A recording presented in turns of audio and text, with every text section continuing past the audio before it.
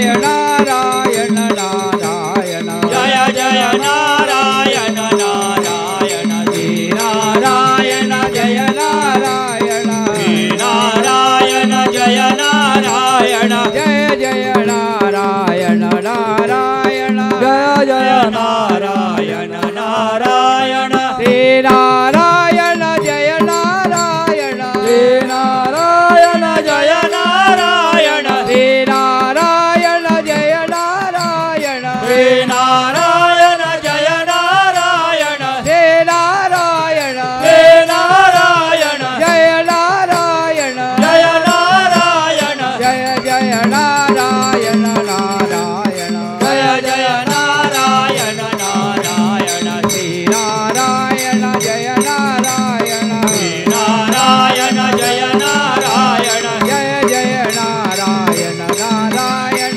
जय जय नारायण नारायण श्री नारायण जय नारायण श्री नारायण जय नारायण श्री नारायण जय नारायण श्री नारायण जय नारायण श्री नारायण श्री नारायण जय नारायण जय नारायण जय जय नारायण नारायण जय जय नारायण नारायण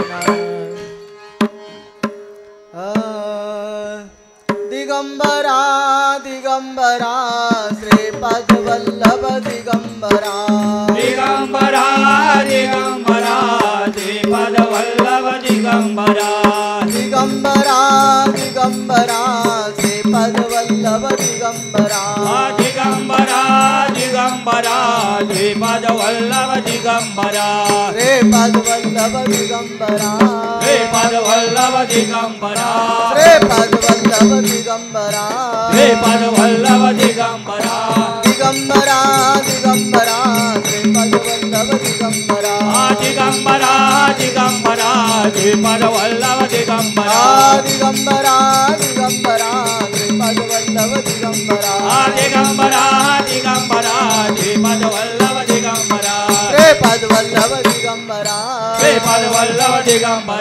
श्रीपद वल्लभ दिगंबरा श्रीपाद वल्लभ दिगंबरा श्रीपद वल्लभ दिगंबरा दिगंबरा दिगंबरा श्रीपाद वल्लभ दिगंबरा दिगंबरा दिगंबरा श्रीपद वल्लभ दिगंबरा दिगंबरा दिगंबरा श्रीपाद वल्लभ दिगंबरा दिगंबरा दिगंबरा श्रीपद वल्लभ दिगंबरा श्रीपाद वल्लभ दिगंबरा श्रीपद वल्लभ दिगंबरा श्रीपाद वल्लभ दिगंबरा श्रीपद वल्लभ दिगंबरा दिगंबरा दिगंबरा श्रीपाद वल्लभ दिगंबरा दिगंबरा दिगंबरा श्रीपद वल्लभ दिगंबरा दिगंबरा दिगंबरा श्रीपाद वल्लभ दिगंबरा दिगंबरा दिगंबरा श्रीपद वल्लभ दिगंबरा श्रीपाद वल्लभ दिगंबरा श्रीपद वल्लभ दिगंबरा श्रीपाद वल्लभ दिगंबरा श्रीपद वल्लभ दिगंबरा दिगंबरा दिगंबरा श्रीपाद वल्लभ दिगंबरा दिगंबरा दिगंबरा श्रीपद वल्लभ दिगंबरा दिगंबरा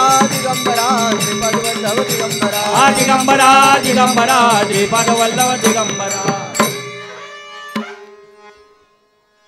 आज पौर्णिमा आहे, श्रावण पौर्णिमा आहे आणि आज पौर्णिमेच्या निमित्ताने आपण सर्वजण दत्त महाराजांच्या दरबारामध्ये जमलोय। विश्वचैतन्य सद्गुरू अण्णा महाराज यांनी या ठिकाणी नारायणपूरमध्ये दत्त महाराजांना अवतीर्ण केलं आणि सर्वांच्या जीवनामध्ये एक नव ऊर्जा, एक नवचेतना देऊन सर्वांना माणसाच्या जन्माचा हेतू समजावून सांगण्यासाठी अहोरात्र या ठिकाणी दर गुरुवाराने दर पौर्णिमेला अण्णांनी जे प्रवचन सांगितलं त्या प्रवचनाच्या माध्यमातूनच आपण आपल्यामध्ये जो काही बदल घडवून आणलेला आहे तो बदल सद्गुरूंच्याच कृपा आशीर्वादाने झालेला आहे। म्हणून आपण या कल्पतरूच्या छायेखाली आपण दर गुरुवारी आणि दर पौर्णिमेला एकत्रित येऊन बसत असतो आणि ज्ञानाचा भाग समजून घेत असतो की माणसाचा जन्म परमेश्वराने आपल्याला का दिलेला आहे।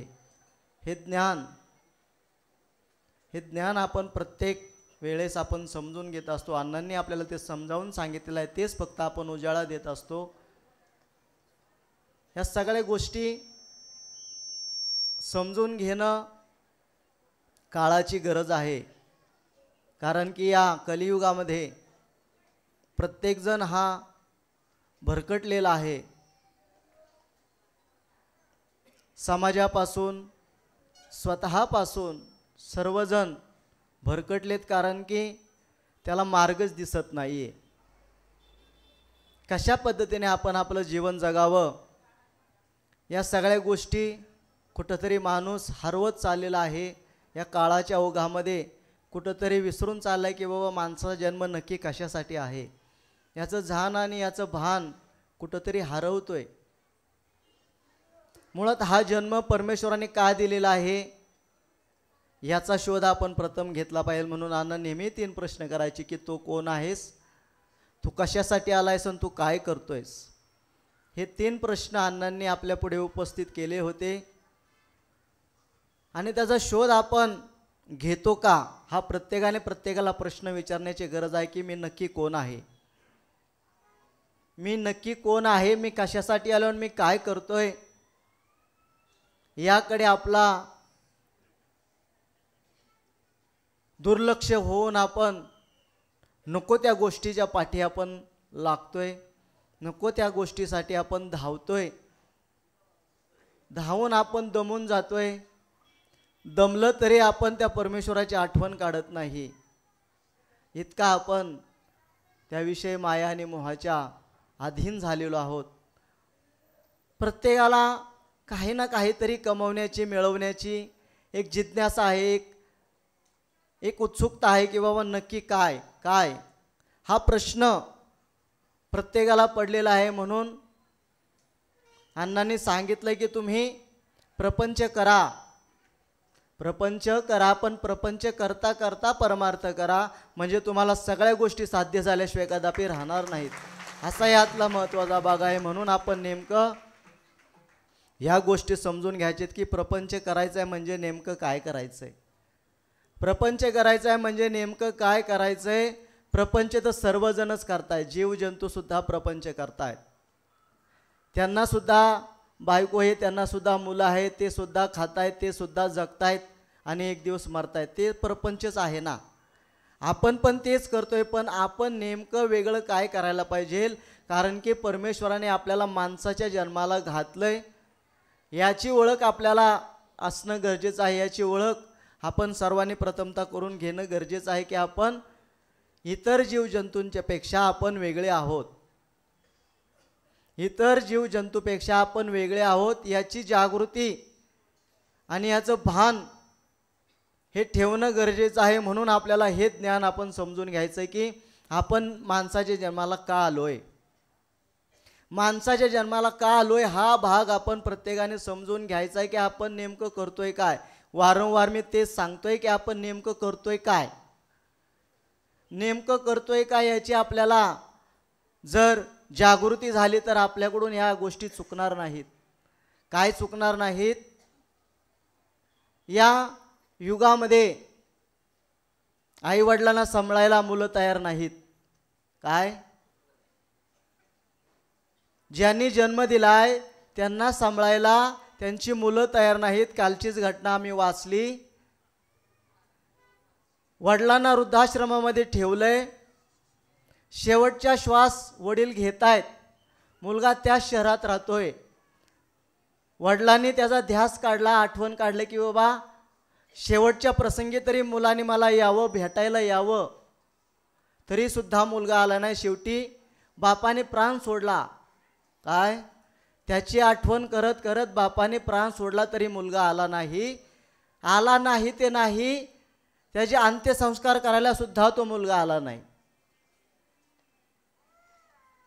त्या वृद्धाश्रमातील जे सेवक होते त्यांना गहिवरून आलं की बाबा हे नक्की काय, असं काय गुन्हा केला होता त्याच्या वडिलांनी त्या मुलावर की जेणेकरून त्याच ठिकाणी राहतोय, त्याच शहरामध्ये राहतोय, परंतु शेवटच्या क्षणी बापाला भेटायला जाऊ शकत नाही. मग त्या बापाने असं काय केलं, हा अवघड प्रश्न आहे का नाही? हे ज्ञान आपल्याला समजून घेणं गरजेचं आहे की आपण नेमकं करतोय काय, आपण नेमकं करतोय काय याची आपल्याला जाण आणि याचं आपल्याला भान आहे का?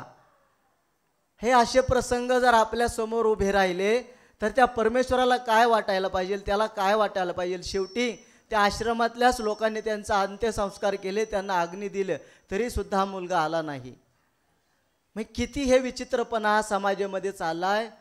हा समाजामध्ये हा विचित्रपणा किती अवघड चालले बघा, तुम्ही समजून घ्या. आपल्याला हे ज्ञान आपल्याला अण्णांनी समजून सांगितले म्हणून आपण कुठंतरी जाग्यावर आहोत, नाहीतर बाहेरचा समाज आपण भोगतोय वाचतोय किती अवघड झाले. ह्या सगळ्या गोष्टी आपण जर समजून घेतल्या नाही, जर जाणून घेतल्या नाही, तर मग आपण माणसाच्या जन्माला आणि उपयोग काय? माणसाच्या जन्माला आपण येऊन उपयोग काय जर आपण आपलं कर्तव्य आपलं कर्तृत्व जर आपण पार पाडू शकत नाही, तर आपण माणसाच्या जन्माला यायचंच कशाला? मुळात इतर जीवजंतूसुद्धा आहेत ना, ते सुद्धा त्यांचं कर्तव्य निभावतात, मग आपणच का कमी पडतोय? सगळे बाजूने आपल्याला युक्त आणि परिपूर्ण केले परमेश्वराने, कुठल्या बाजूने आपल्याला कमी ठेवले सांगा? सर्व बाजूने युक्त आणि परिपूर्ण, हात पाय कान नाक डोळे सर्व युक्त आणि परिपूर्ण, शिवाय बुद्धी पण दिलेली आहे की बाबा चांगलं काय वाईट काय ह्याचं ज्ञान हे समजून घेण्यासाठी आपल्याला बुद्धी दिलेली आहे. आणि ही बुद्धी आपण कुठं चालवतोय? तर पैशाच्या मागे चालवतोय बुद्धी, नको त्या गोष्टीच्या पाठी आपण बुद्धी चालवतोय, नको त्या हव्यासापायी नको त्या गोष्टींसाठी नको त्या उपद्रव करण्यासाठी आपली बुद्धी चालवतोय. आणि जे आपलं कर्तव्य आहे, जे आपलं कर्तृत्व आहे त्यापासून आपण लांब पळतोय. ह्या सगळ्या गोष्टी आपण समजून घ्यायचं, जाणून घ्यायचं. हे मर्म आहे, हे खरं मर्म आहे. तुम्ही देवळात जाऊन काही सुद्धा उपयोग होणार नाही जर आपण आपल्या आईवडिलांची सेवा करू शकत नाही, जर आपण आपल्या मुलांच्यावर चांगले संस्कार करू शकत नाही, तर तुम्ही देवाला येऊन काही सुद्धा उपयोग होणार नाही. किती तुम्ही त्यांच्या पुढे हार वाहिले, फुलं वाहिले, प्रसाद वाहिले, पैसे वाहिले, काही सुद्धा उपयोग होणार नाही. जर आपण आपल्या कर्तव्यापासून लांब होत असेल तर या गोष्टीचा काही सुद्धा उपयोग नाही. देखले देवाला दंडवत नको, नको त्या गोष्टी करू नका, नको त्या गोष्टी दाखवू नका समाजाला. आपण आतमध्ये काय आहोत ह्या सगळ्या गोष्टी आपण समजून घेणं पाहिजे. एकत्रित कुटुंब आपण राहायला तयार नाही. चुलते नको, चुलती नको, मामा नको, काकी नको, ह्या सगळ्या गोष्टी पण असून आपण लांब पळायला बघतोय. आणि लांब पळाल्यामुळे आपण आपल्या मुलांच्यावर संस्कार करायला कमी पडतोय. आई बाप कामावर निघून जातात, मुलाच्यावर लक्ष ठेवायला कोण नाही. मग मुलाच्यावर लक्ष ठेवायला कोण नाही म्हटल्यानंतर मुलाला सुद्धा लहान वयामध्ये त्याला जे प्रेम पाहिजे असतं ते प्रेम मिळत नाही. म्हणून ते मुलगंसुद्धा निष्ठुर होतं, मुलगासुद्धा निष्ठुर होतं आणि मुलगंसुद्धा त्या आईबापाच्याकडे म्हातारपणी लक्ष देत नाही. या सगळ्या गोष्टी आपण मुळातच आपण जे बीज आहे त्या बीजालाच योग्य पद्धतीने आपण संस्कार जर केले नाही तर पुढे जाऊन त्या गोष्टीचा आपल्याला त्रास होणार आहे. म्हणून आपण मुळात जे काय आहे ते आपल्या मुलांच्यावर पहिले संस्कार करणं गरजेचं आहे. आपले लहान मुलं असतील त्यांना योग्य पद्धतीचं मार्गदर्शन दिलं पाहिजे. नातं काय असतं, नात्याची जाण आपण प्रत्येक मुलाला समजून सांगितलं पाहिजे. नातं काय असतं, आपण कशा पद्धतीने समाजामध्ये राहतोय, समाजाशी आपलं काय नातं आहे, काय संबंध आहे, ह्या सगळ्या गोष्टीचं आपण ज्ञान त्या लहान मुलाला देणं गरजेचं आहे. आणि जर आपण त्याच्यावर संस्कार आज केले नाही तर उद्या करून काहीसुद्धा उपयोग होणार नाही. म्हणून तो लहान गोळा आहे, मातीचा गोळा आहे, त्या गोळ्याला जर आपण योग्य पद्धतीने आकार दिला तर ते पुढं जाऊन चांगल्या प्रकारची मूर्ती घडून सर्वांना त्याचा आनंद दिल्याशिवाय कदापि राहणार नाही. असा यातला महत्त्वाचा भाग आहे. ह्या सगळ्या गोष्टी समजून घेणं गरज आहे. या गोष्टी समजून घेणं गरज आहे की आज एक वृद्धाश्रम आहे, वृद्धाश्रमामध्ये आईवडील असतील, इतर कोणी असतील, आपण जर सांभाळू शकत नाही त्यांना काय अपेक्षा आहे आपल्याकडून? लहानपणी आपल्याला सांभाळतात, ते आपल्याकडून अपेक्षा ठेवतात का आपण इथे हट्ट करतो, काही करतो, त्याची परिस्थिती नसते, बापाची परिस्थिती नसते तरी बाप कुठूनही कष्ट करून त्याला त्याचा हट्ट पुरवत असतो, लाड पुरवत असतो. ह्या सगळ्या गोष्टी बाप आपल्या मुलासाठी करत असतो. परंतु तोच बाप ज्या वेळेस वयस्कर होतो, ज्यावेळेस म्हातारा होतो, त्यावेळेस तो म्हातारा होतो तो सुद्धा बालवयामध्येच जात असतो. बालवयामध्ये जात असतो म्हणजे लहानपण, तरुणपण आणि म्हातारपण ह्या सगळ्या गोष्टी प्रत्येकाला येणार आहेत. ह्यातून कोण चुकणार नाही, कोण सुटणार नाही. म्हणून लहानपण आणि वृद्धापण एक सारखंच असतं. मधला जो काळ असतो तो सुज्ञपणाचा असतो, जागृतपणाचा असतो, कारण की तोच काळ प्रपंच करून परमार्थ करण्यासाठी परमेश्वराने आपल्याला दिलेला आहे. पण जो बाल्यावस्थेमध्ये आपल्याला काही गोष्टी कळत नाहीत आणि वृद्धाप काळामध्ये ह्या सगळ्या गोष्टी तर आपण पुढे निघून गेलेला असतो, म्हणून त्यासुद्धा आपल्या विचारांच्यावर आपल्या परिणाम होत असतो. म्हणून या गोष्टी समजून घ्या की त्या बापाने आपल्याला लहानपणापासून सगळ्या गोष्टी पुरवल्या, लहानाचा मोठा केला, लग्न लावून दिलं, योग्य प्रकारे प्रपंच करायला सुरुवात केली आणि जसजसं मुलाचं बापाचं वय होतं तसतसं मुलगा आणि त्याची बायको त्या आईवडिलांच्यावर दुर्लक्ष करायला सुरुवात करत असतात. त्यांचा रागराग करतात, त्यांना नको वाटतं, आईबापाचा त्रास नको वाटतो, आईबापाची कटकट नको वाटते, कारण की ते मुलगा असतं, मुलाला चांगलं संस्कार लागावे, मुलाचं चांगलं व्हावं ही बापाची इच्छा असते. पण ही मुलाला समजत नाही, मुलाला त्यांची कटकट वाटत असते.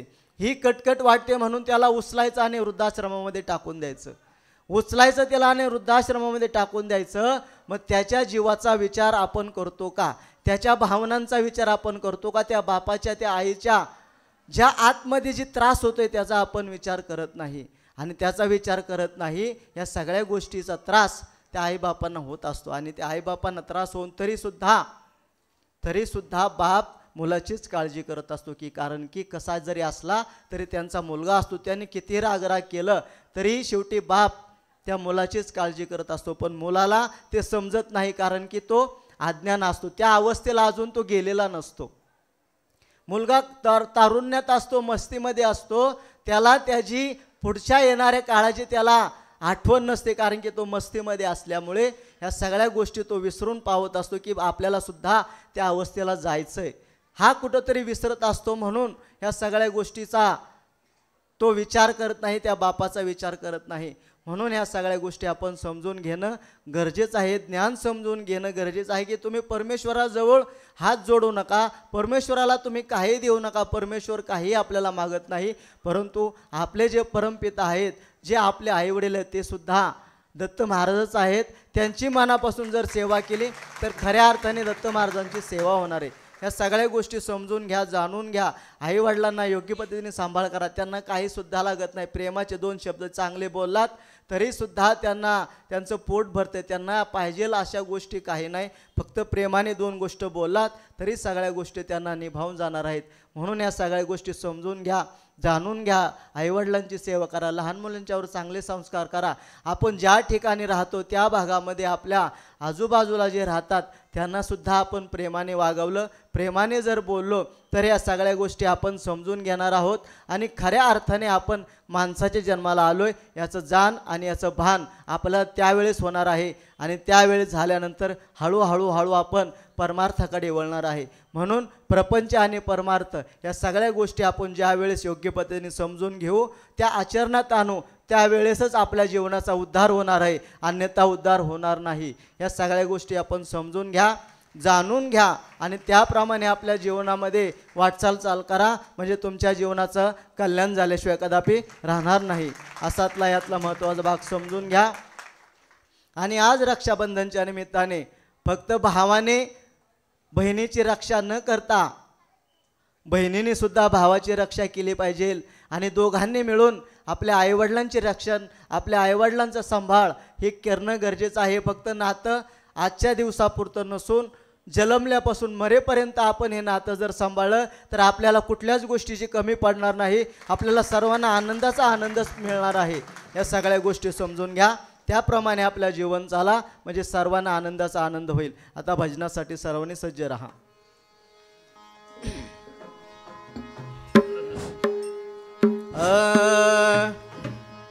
जय जय गुरुदेव दत्तात्रेय अनुसय सुता, जय गुरुदेव दत्तात्रेय अनुसय सुता, जय जय गुरुदेव दत्तात्रेय अनुसय सुता, जय जय गुरुदेव दत्तात्रेय अनुसय सुता, आत्रेय अनुसय सुता, आत्रेय अनुसय सुता, आत्रेय अनुसय सुता, आत्रेय अनुसय सुता, जय जय गुरुदेव दत्तात्रेय अनुसय सुता, जय जय गुरुदेव दत्तात्रेय अनुसय सुता, जय जय गुरुदेव दत्तात्रेय अनुसय सुता, जय जय गुरुदेव देवदत्ता श्री अनुदय सुता आत्री अनुसय सुता श्री अनुदय सुता आत्री अनुसय सुता श्री अनुदय सुता जय जय गुरुदेव दत्तात्रेय अनुसय सुता जय जय गुरुदेव दत्तात्रेय अनुदय सुता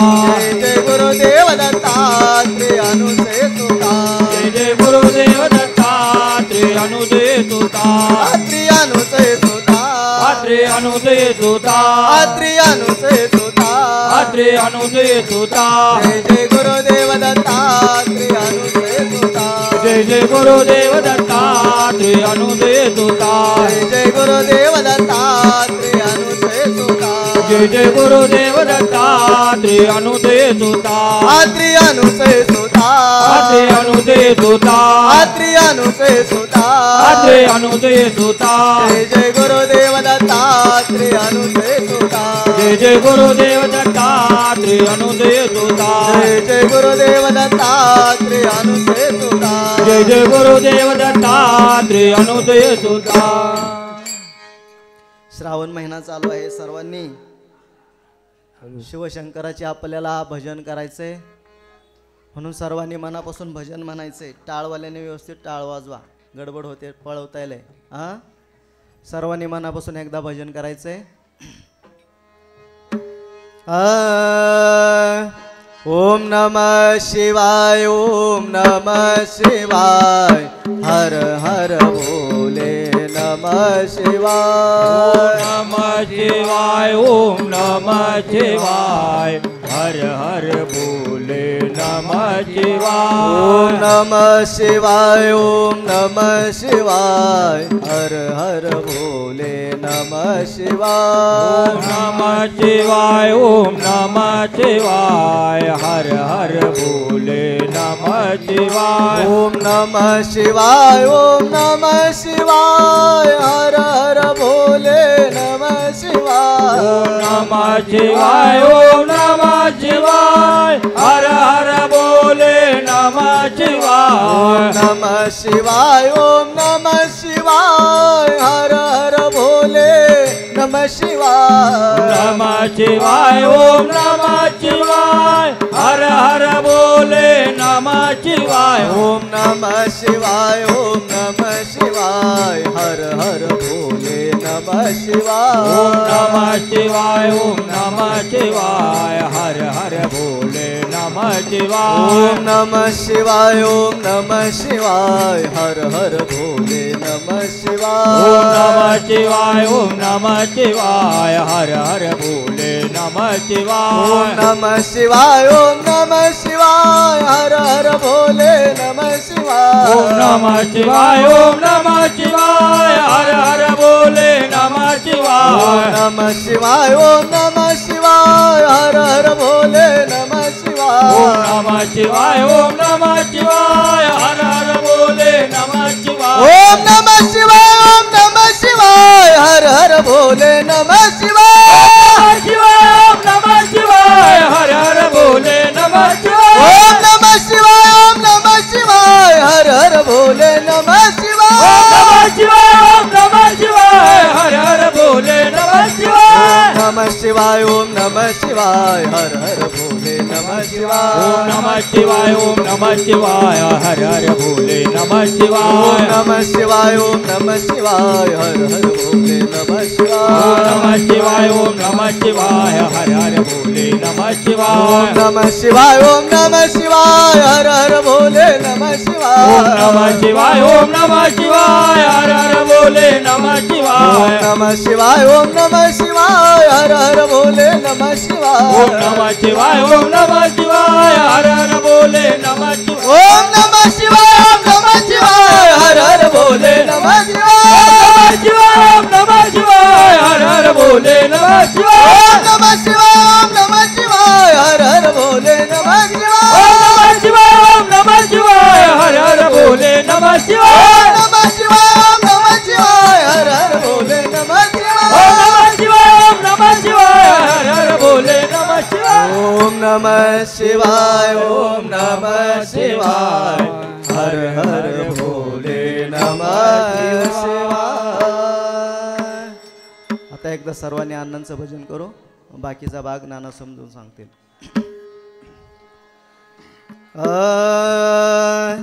नारायण नारायण श्री गुरु नारायण नारायण नारायण नारायण नारायण श्री गुरु नारायण नारायण नारायण नारायण नारायण श्री गुरु नारायण नारायण नारायण नारायण नारायण श्री गुरु नारायण नारायण नारायण श्री गुरु नारायण नारायण नारायण श्री गुरु नारायण नारायण नारायण श्री गुरु नारायण नारायण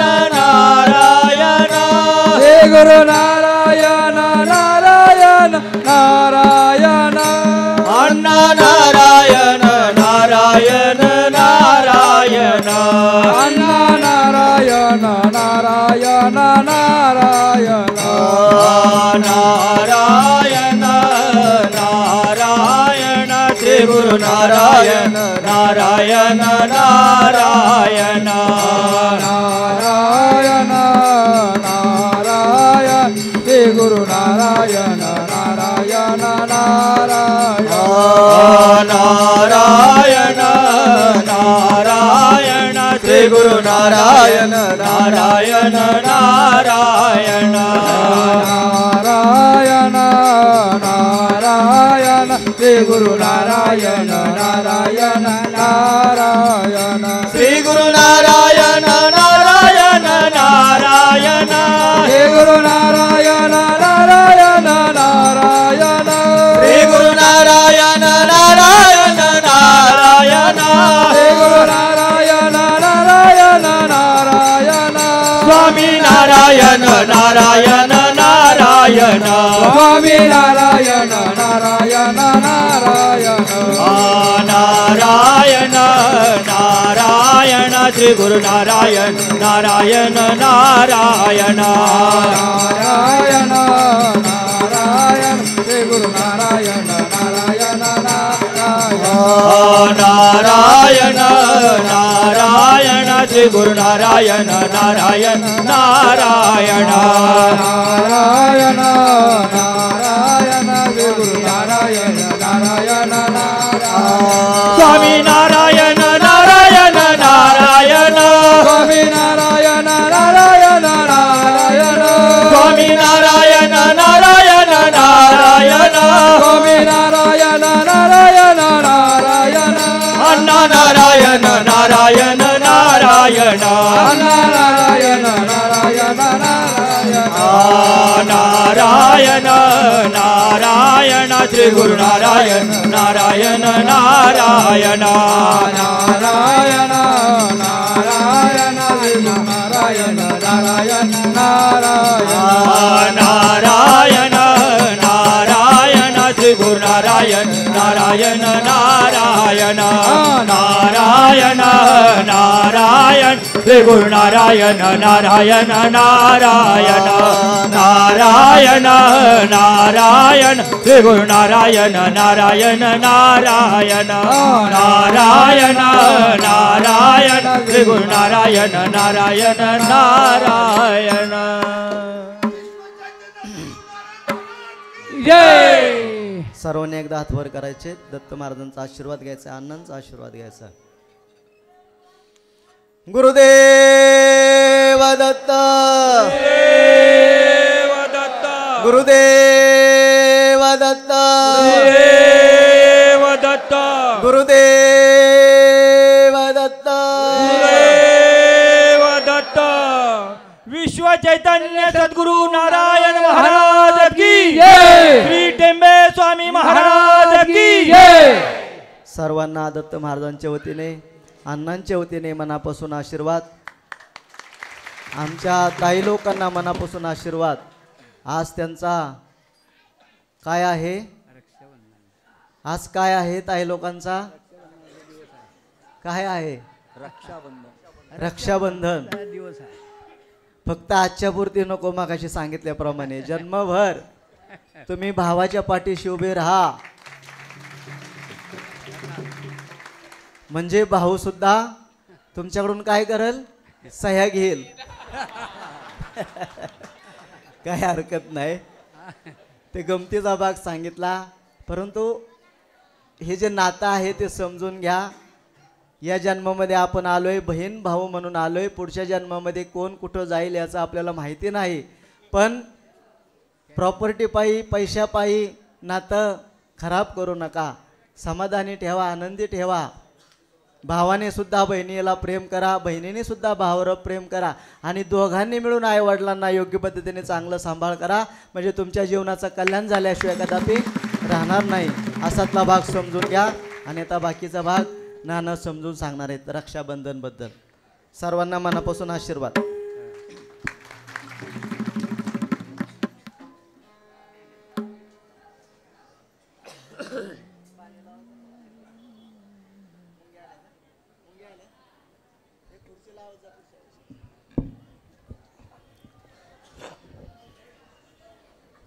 आपल्या सर्वांचं दैवत, आपल्या सर्वांचे मार्गदर्शक माझा जीव चाललाय मग आणि सर्वांच्या प्रपंचाचे रक्षक अण्णा महाराजांना वंदन करून आपण पौर्णिमेने सोडवतो.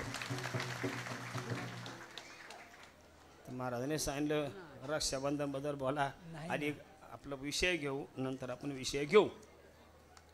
आजची आनंदाने आहे यशवंत वसंत पवार, रण सायदापूर, सातारा यांनी केलेलं आहे. यांना आणि त्या कुटुंबियांना सुकंटाळ्याने आशीर्वाद द्यायचा. हा बस.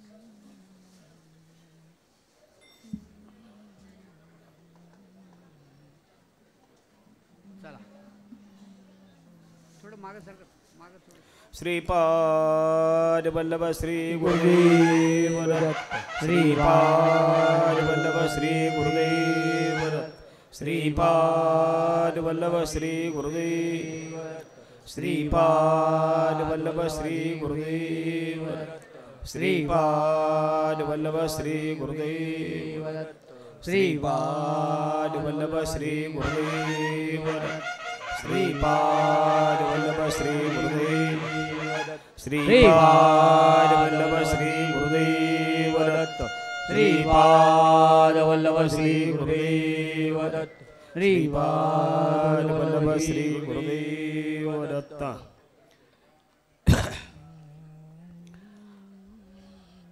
पुन्हा एकदा टाळून आशीर्वाद द्या सर्वांनी. त्याप्रमाणे आपली पुढील येणारी पौर्णिमा आहे ती भाद्रपद पौर्णिमा आहे. तिचा वार आहे रविवार, तारीख 7/9/2025 आपली पौर्णिमा आहे. त्याप्रमाणे महत्त्वाचा विषय सांगायचा म्हणजे पुत्र जन्मावा गुंडा त्याचा त्रिमौली झेंडा, तसा अण्णा महाराजांनी चारी धामाचा झेंडा लावलेला आहे. आणि त्यांचं हे प्रथम पुण्यस्मरण येत आहे. ती तारीख 29/8/2025 वार शुक्रवार या दिवशी अण्णा महाराजांचं प्रथम पुण्यस्मरण आहे. तरी सर्वांना आग्रहाचं प्रेमाचे मन सर्वांनी सहकार्य करावं, सर्वांनी यावं ही विनंती आहे. आत्ता आपण आज पौर्णिमेच्या निमित्ताने जमलेलं आजची पौर्णिमा जी आहे श्रावण मासे आनंदी आनंद चोहीकडे हिरवे हिरवे चोहीकडे असा श्रावण महिना आहे. आणि या श्रावण महिन्याच्या पौर्णिमेत आपण सर्व मंडळी जमलेलो आहोत. आजचा दिवस आहे तो नारळी पौर्णिमा आहे. आजच्या दिवशी बहीण भावंडाचं नातं हे किती खोल असतं हे आजच्या दिवशी कळतं. आपल्याकडं काही ठिकाणी नारळी पौर्णिमा म्हणतात, काही दिवसांनी पौती पौर्णिमा म्हणतात, काही ठिकाणी रक्षा पौर्णिमा म्हणतात. आपल्या उत्तर भारतामध्ये राजस्थानमध्ये हा सण सुरू झाला आणि त्यापासूनच आपण आज ही पौर्णिमा साजरी करतो आहे. काही ठिकाणी पौती पौर्णिमा म्हणतात, काही ठिकाणी रक्षा पौर्णिमा म्हणतात आणि काही नारळी पौर्णिमा करतात. समुद्राकडेची असणारे जे मासेमारी असतील, जे धंदेवाले असतील, बोटीवाले असतील, त्यांचा हा दिवस आहे. आणि त्या दिवशी त्या समुद्राची पूजा करून नारळ समुद्राला वाहतात, म्हणून त्या दिवशी त्याला नारळी पौर्णिमा म्हणतात. आणि तिचं प्रत्येक ठिकाणी प्रत्येक धर्मावर, प्रत्येक विषयावर सगळे विषय घेतलेले असतात. आणि आपण त्यातून आजचा दिवस हा मातांचा आहे. आणि मातांचा दिवस म्हणजे किती लाख मोलाचा आहे, पण त्याची किंमत मोलात करू नका, तोलात करू नका, पुण्यामध्ये करा. आजचा दिवस कसा आहे? येड्या बहिणीची एडीचे माया बोवाळी तेरे भाऊराया. येड्या बहिणीची एडीचं माया, माया कोणाला असती? बहिणीला असती. आणि भाऊ आनंदाने वळून घेतो. ही माती परमेश्वराने जोडलेली आहेत. महाराजांनी सांगितलं, अरे दिवस किती दिवसाचा आहे, तुमच्याबरोबर काही येऊ शकत नाही. तुम्ही किती दिवस जागला आणि कसं जागला, उघडा येणार उघडाच जाणार आहे. माणसाकडं काहीच राहत नाही. आता सांगितलं प्राण्यामध्ये, प्राण्यासारखा प्राणीच आहे. माणूसच सगळ्यात सुखी आहे. माणूस नाही तर सांगा तुम्ही कणगी भरल्यात, पोती भरल्यात, बँका भरल्यात. कुत्र्याने काय भरलं आहे हो? कुठे बँक आहे कोणत्या कुत्र्याची? कुठं कावळ्या पक्षाची बँक आहे? जगतात ना. परमेश्वर ज्यावेळेला त्याला टो देतो, अन्न देतो, तसं जन्म दिला प्रत्येकाला दिलेला आहे. आणि त्याचं रक्षण आपण फक्त करायचं. आपण भाग्यवान 84 लक्ष नंतर आपला मानवा जन्म येतो. आणि त्यातून आज हे भाग्यवान आपण आहोत. हे अण्णा महाराजांची कृपा म्हणून या ठिकाणी हे पुण्यवान जन्मलेलं आहोत. त्याला भाग्य लागतं. भाग्यवंता घरी भजन कीर्तन दुसऱ्या ठिकाणी होऊ शकत नाही. आनंदाने येत आहे, भजन करताय, टाळी वाजवत आहे, आरती म्हणताय, प्रसाद घेत आहे. कोणाची कृपा आहे? अरे अण्णा महाराजांची कृपा आहे. तर मातांना मला सांगायचं आहे, बहीण भावंड होते. आता बहीण आणि भाऊ, आता बहीण भाऊ असताना बहिणीचं लग्न करताना भावाने अतोनात कष्ट केले. आणि आपल्या भावाला, बहिणीला श्रीमंताच्या घरी द्यायची त्याची इच्छा होती, म्हणून त्यांनी श्रीमंताच्या घरी बहीण दिली. आता भावाला काही यातना असतात, त्या भावाच्या भावांना माहीत असतात. वडील सांगतो, ए बाबा माझ्या मुलीचं लग्न आहे, ए बाबा माझ्या मुलीचं लग्न आहे. आणि तो करतो, आनंदाने लग्न बिग्न करतो. तर एक बहीण भाऊ होते. आता भाऊ गरीब होता आणि श्रीमंताच्या घरी बहीण दिली. बहीण दिला, थोडा काळ गेला, गरिबी काय हटाना. त्यांनी विनंती केली, परमेश्वरा काय करू, कष्ट करायला पाहिजे. थोडा आपला निघाला, मला आता काय करू आपण. नवरा बायकोचं ठरलं, 2 मुलं लहान होती, बरोबर घेतली. आपण थोडं देश पर्यटन करून धंदा करू आणि उदरनिर्वाह करून जरा चांगले निवारण करू. हे तर आपलं काय भागत नाही. मग नवरा बायको निघाले. आता नवरा बायको निघाले, प्रवास करता करता करता थोडा टाईम झाला, अंधार पडला. आता प्रवास कशाला झाडाखाली करण्यापेक्षा त्यांची मंडळी म्हणली, अहो तुमची बहीण तर दिलेली आहे ना, त्या बहिणीकडे जाऊ. अरे तुझे म्हणणं बरोबर आहे, पण ती श्रीमंताची आहे, ती आपल्याला नाही ओळख देणार. नाही, माझी फार दिवस गाठ भेट नाही, ती मला सोडणार नाही म्हणले. माझी नणंद तशी नाही म्हणले. आता काय करायचं विचार, नवरा बायको म्हणल्यानंतर हे निघाले. गेल्याबरोबर हे वाड्यामध्ये वर होती गच्चीवर. जसे ह्यांना पाहिली नवरा बायकोला मुलं, तसं गड्याला सांगितलं, नोकराला ह्याला गोठ्यात जागा दे.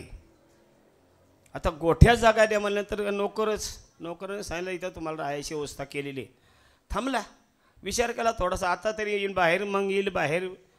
ताई काय बाहेर आल्या नाहीत. त्याने नोकरावर त्याला जेवणाची व्यवस्था केली. बाकी जेवण काय दिलं, शिरं तुकडं दिले, चटणी दिली, जेवायला दिले. आता तिथं म्हणले, पाहिलं का तुला बाहुंसार तुझ्या नंदचा? असू द्या म्हणले, चांगलं आहे. गेले निघून. दुसऱ्या दिवशी आपले प्रवासाला लागले, योग्य ठिकाणी गेले, धंदा पाणी चांगला पोटभर केला. पोटभर केल्याच्या नंतर हा पायी गेला होता.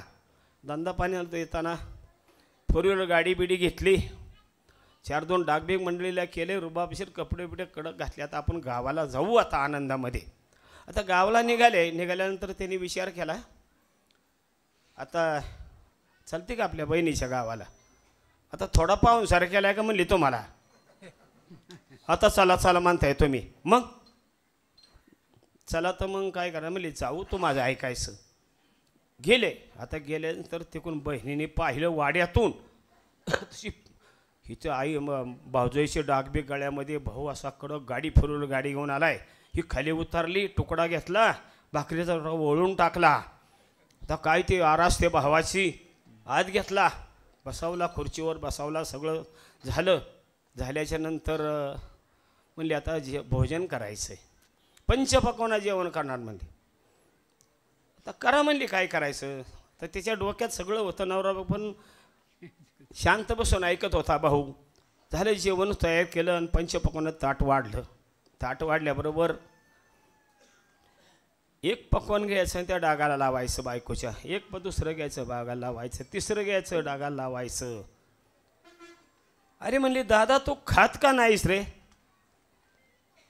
अरे तायडे, हे जेवण आम्हाला नाही केलं, तू ह्या डागाला पाहून केलेलं आहेस.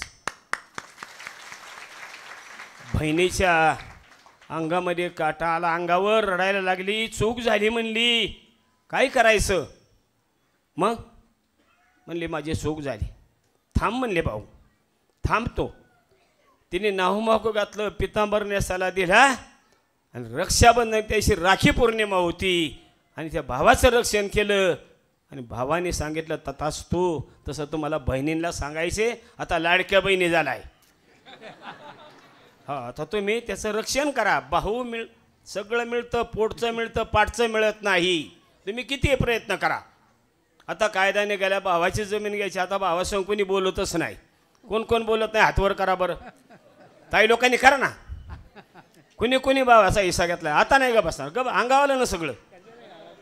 अरे पैसे अडकं कुणी बरोबर नेत नाही. काय नेलं अण्णा महाराजांनी बरोबर. हे धनदौलत ठेवली ना, हे पुण्याचं धरण. तसं मातांना एक सूचना आहे. तुम्ही नारायणपूरला येत आहे, अण्णा महाराज दर्शन घेताय, भावाला दुखवू नका. मान्य आहे का. हातवर करा कोणाला मान्य आहे. याला बरंच हातवर झाल्यात, खरं बोला बरं का. या अण्णा महाराज मला नाही म्हणत, अण्णा महाराजांना म्हणताय. ठेविले अनंते तैसेशी राहावे, चित्ती असू द्यावे समाधान. परमेश्वराला कळतंय ना. भावाचं खातो, देवाचं खातो, बुडीताचं खातो, समाजाचं खातो, तर कधी चांगलं होत नाही. भावाला तळा देऊ नका. आणि भावांना बी सांगायचे, बहिणींना बहिणीसारखं सांभाळा. त्यांना काही लागत नाही. चुळी बांगडी यायचं, प्रेमाने बोलवायचं. आता भाऊ बी तसेच झाले आहेत. एखादी गरीब बहीण तिकडे जातच नाही. हो का, तर मस्ती आलेली असते. तुम्ही बी जरा थोडंसं खाली राहा आणि राग सोडून द्यायचा. तुम्हाला सांगतो, जो माघार घेतो तो मोठा होतो. कसली बी चूक असू द्या, पोटात घालायची. हां बघा, एक काही बी चुकू द्या. हां बघा, तुम्ही आपलं खरं आहे ना, सोडून द्यायचं. काही चांगलं बोलायचं नाही, वाईट बोलायचं नाही, ग बसायचं, माघार घ्यायची. परमेश्वर 100 पावलं तुमच्या मागे येतो. ते अण्णा महाराज शिकवण आहे. आम्ही मार खायचो, दुनिया खायचो का, मग माघारी बोललो का आम्ही. मग कल्याण कोणाचं झालं. आमचंच झालं ना. काय मिळणार आहे सगळं. हे मोक्ष मिळण्याचं काम आहे. तुम्हाला अशी शमणीला सांगायचं आहे. तुम्ही भाग्यवान आहात. भाग्यवंता घरी भजन केलं तर घरवलं भाग्यवान आहात. जे का रंजले गांजले ते अशी म्हणे, जे आपुले देवते तिथे जाणावा, तो अण्णा महाराज जाणावा. त्याची पुण्य केवढी आहे अण्णा महाराजांची. गडामध्ये गड पुरंदर केदारेश्वर वज्र गड तोर हेरा जणू अण्णा कोंदनाथ गमला, म्हणून हे नारायणपूरला क्षेत्र उभं राहत. हे मोठं मोठं पुण्याचं धरण आहे. केवढं धरण आहे. आत्ताच जगामध्ये पुण्य करणारे कोणी राहिलीच नाही. पैसा पाहिजे, पैसा पाहिजे, पैसा. इथं अण्णा महाराज पैसा, आम्हाला पैसाच लागत नाही. फक्त माणसं पाहिजे, फक्त माणसं. हे कुठे आहे. कोणाला पैसे दिलेत, कोणाला बोलावलंय, या पौर्णिमेला कोणाला टपाल दिलंय. काय येत आहे. ही शक्ती बोलावती, शक्ती आणि भक्ती. आणि कोणाची आहे. अण्णा महाराजांची भक्ती, अण्णा महाराज शक्ती. दत्त महाराज इथं आणले, अण्णा महाराजांनी आणलेत. परत खरं सांगतो, काही नव्हतं नारायणपूरला, पण त्यांची शक्ती भक्ती उपयोगी करून जगाचं कल्याण केलेलं आहे. हे खरं भक्तीचे पुण्याईशी हे धरण आहे. आणि त्याचे कॅनल चालल्यात, नद्या चालल्यात, वड्या त्याला कोणाशी ह्या कॅनल. हे समोर तुम्ही येत आहे, खरं आनंदाने येत आहे. सांगण्यासारखं चिकार आहे. आज नारळी पौर्णिमा आहे आणि या पौर्णिमेच्या निमित्तानं सर्वांना आशीर्वाद देतो, धन्यवाद देतो. आणि बहिणींना सांगायचे, चुकलं असेल तर आम्हाला सांगा. तुमचा कायदा तुमच्या हातात आहे. आणि भावांनाही सांगायचं, बहीण भावाचं प्रेम तोडू नका. जर कोणी राखी नसेल भावाला बांधली तर भावाला जाऊन बांधा. मान्य आहे का बहिणींना? अहो ऐकू येत नाही, आता नाही आवाजच खोल गेला. अरे भावाला बांधा, गुरु भाऊ नाही सख्या भावाला बांधा. मान्य आहे का? बरोबर आहे का? अरे कोणा करता? अण्णा महाराजांचं वळण आहे हे. शिक्षण दुसरं नाही, अण्णा महाराजांचं आहे. सांगण्यासारखं शिकार आहे आपल्याला. आता आपली आरती होईल आणि त्याने महाप्रसाद घ्यायचे, याची नोंद घ्यायची. पाणी घे ना, पाणी.